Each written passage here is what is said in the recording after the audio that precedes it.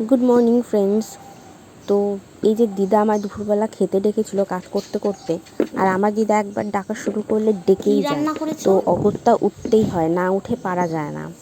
তো দিদা এখানে রান্না করেছিল এঁচোড় আর মাছের ঝোল, তো যার মধ্যে দুটোই আমার ভালো লাগেনি, কিন্তু বলতে তো পারবো না খাওয়ার সময়। তো পরে যখন খাওয়া শেষ হয়ে গেছিলো তখন বলেছিলাম। দিদা কি খোঁচে বোম হয়ে গেছিলো।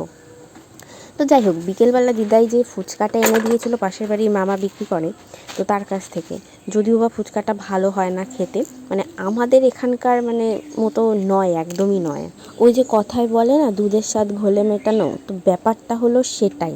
তো না টক জল ভালো হয়, না আলু মাখা ভালো হয়, না ফুচকাগুলো বড় বড় হয়, তবুও খেতে হয়। এরপরেও অনেকে বলবে ভালো লাগে না যখন খাও কেন? আরে আমাদের তো কত কী ভালো লাগে না, তো আমরা কি সেগুলো করি না নাকি খাই না? তো ব্যাপারটা এরকমই। তো এখনকার মতো চলো, টাটা, আবার পরের ব্লগে দেখা হবে।